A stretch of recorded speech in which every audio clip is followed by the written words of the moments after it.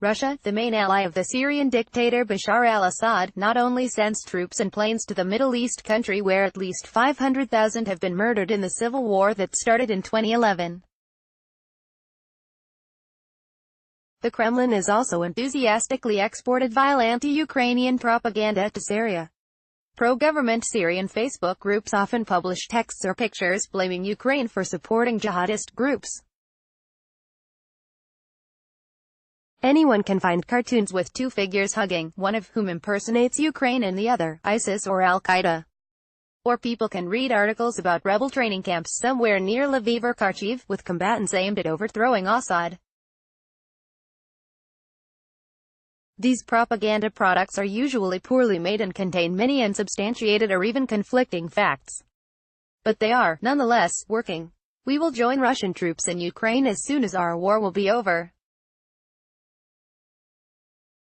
I swear you, I'll go there the same day we will win at home, one weary, skinny soldier from the Assad army said as far back as the summer of 2014, when the government was launching its counter-offensive operation against rebel opponents in northern Syria. He asked not to reveal his identity for reasons of personal security. His comments came just as Russia launched its war in eastern Ukraine. Moscow officially denied, and still denies, involvement of regular Russian forces in heavy fighting in Donetsk and Luhansk oblasts, but even half-literate Syrian soldiers in their early 20s understand who is waging war in distant Ukraine. They not only understand, but many of them support it unconditionally. What's the reason for me and my comrades to go to the foreign war and kill Ukrainians? Because Putin does it, he is killing them. And I don't think Putin would kill nice people, only bad persons deserve such a fate. That's why we will help him to fight off bad people not only at home, said one of the Assad army's privates.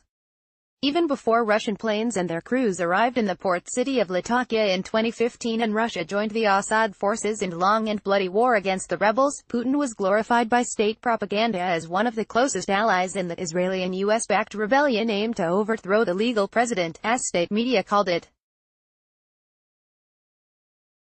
The reasons why Putin became an icon for pro-Assad Syrians since 2012, his portraits even hang on the walls inside local shops and cafes in Latakia and other government-controlled regions, are clear and simple: money, weapons, diplomatic support. Russia, just like the Soviet Union in previous decades, is the main supplier of military equipment and ammunition for Syrian government. Moscow invested billions of dollars in Syrian economy, first of all in oil sector. And it is also one of the very few international actors who are ready to defend Assad even when he is committing unforgettable crimes against his own citizens. In return, Assad's government has always been a strict supporter of all Russian escapades. Assad has supported Moscow's right to militarily intervene in Georgia and occupy the two Georgian regions of Abkhazia and South Ossetia by Russian forces since 2008. Almost the same was said by Syrian top authorities after the Kremlin seizure of Crimea and the start of the war in the eastern Donbass. A member of the Russian military police and Syrian government forces patrolled near the village Al-Hamidiya in the Syrian Golan Heights on August 14, 2018. Photo by Andrei Borodulin, AFP. Since the 2014 relationship between Ukraine and Syria worsened almost every week, Assad's government recognizes Crimea as a part of Russia and welcomed all Russian actions aiming to restore peace and order in the neighboring country. In the autumn of 2018, the Syrian Ministry of Foreign Affairs even published a statement accusing Kiev of sending weapons to jihadist groups, including ISIS. The propaganda instilling hatred for Ukrainians is why the brainwashed youth of Syria want to fight Ukrainians. But this hate is not directed at Ukrainian citizens living in war-torn Syria. There are only a few dozen people with Ukrainian passports who currently reside in Syria. Almost all of them are wives of Syrian men who studied or worked in Ukraine and who returned home before the war. It seems like they are also affected by media propaganda. I'm Ukrainian, but I think it will be better if Russia could take under its control all the east and south of Ukraine, including Odessa, where I was born, said the Ukrainian wife of a Syrian man. The couple asked not to reveal their names to avoid the risk of being persecuted by the al-Assad regime. She cooks borscht and keeps a bottle of Ukrainian vodka around for special friends and occasions. The woman, who lives with her husband and son in cozy flat close to the center of Damascus, believes in everything that Putin says and doesn't trust Ukrainian authorities. The small TV in her flat is always tuned into one of the Russian channels. Her husband works in one of Assad's ministries, where his main duty is to cooperate with Russian journalists and diplomats during their visits to Syria. Before 2014, he also worked with Ukrainians, but now, as he says with a smile, he has deals primarily with only one Ukrainian citizen, his wife. But the husband also has Ukrainian citizenship, and he got it legally after studying in school in one of the universities in Odessa. He came there in his childhood after his father was appointed as part of a group of Syrian specialists who were sent to the Soviet Union to maintain bilateral ties. His father was a fluent Russian speaker, but more important is the family's status as Alawites. The small religious minority identify their faith with the Shia branch of Islam despite a lot of borrowings from Christianity, Zoroastrianism and other beliefs.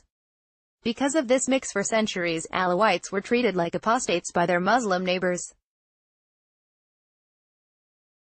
As a result, even a few decades ago it was closed community, struggling for own survival with other communities and authorities.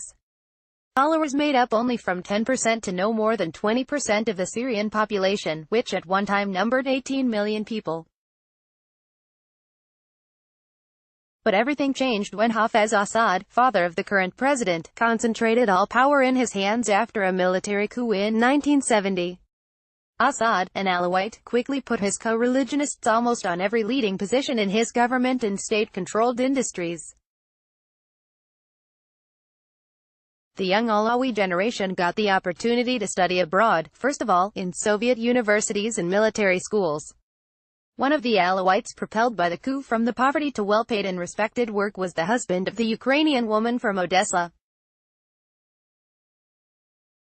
He finished language and economy courses in Moscow and spent few years in Damascus before was sent to Odessa. During the 1970s and 1980s, Odessa was one of the main ports which connected Soviet Union and its Middle East allies. Soviet exports, agricultural products, factory goods and, of course, weapons, came to Syria through seaports. And one of the persons who organized and controlled these shipments, obtaining for it a very good salary, was the father-in-law of the Ukrainian woman. Her husband, who was a teenager in 1991 when the Soviet Union collapsed and Ukraine became an independent country, talks about the USSR with amazement. We had everything. You know, everything. Car, VCR, American jeans, Japanese stereo. All the things which were incredibly expensive in Syria and almost impossible to buy in the USSR. But my father bought it all for us. And after the USSR broke up, his father lost his job because all the routes were redirected towards ports in Russia. It was a great loss not only for our family, but also for Ukraine, he recalls. A member of the Syrian government forces poses for a photo next to a Syrian flag and destroyed buildings at the entrance of the Palestinian camp of Yarmouk on the southern outskirts of Damascus on May 21, 2018, after the Syrian army announced it was in complete control of the capital and its outskirts.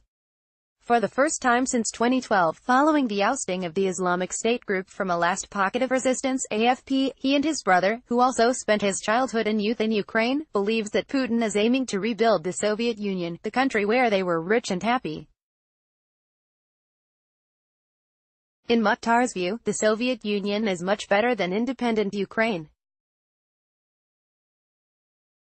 You saw what they did to our Odessa. They let Saudis build an Islamic center in the downtown. It is impossible to imagine. My family, which made so much for Ukraine, was forced to leave because we cannot find jobs. and Saudis, who started the war in Syria, who massacre people in Yemen. They have their own center for spreading their barbaric views on Islam, the brother said. The brother runs his own consulting company in Damascus, but sometimes leaves the office to join some of the Russian journalists in a trip to the war front and help them with the translation and obtaining all the necessary papers. He says he's not doing it for money, but because he really wants to help Russia. I'm not ashamed with my brother _s Ukrainian citizenship, he said. But to be honest, I'll prefer to have a Russian passport. In defense of their pro-Kremlin views, the brothers say the same thing as the separatists in the Donbass and Crimea. They want to get back to Soviet Union times, which means they want predictability with the government in charge of everything on guaranteed, although minimal, wages. But as history showed in the Soviet Union, and may yet in Syria, such an anti-democratic state runs the ever-present risk of collapse.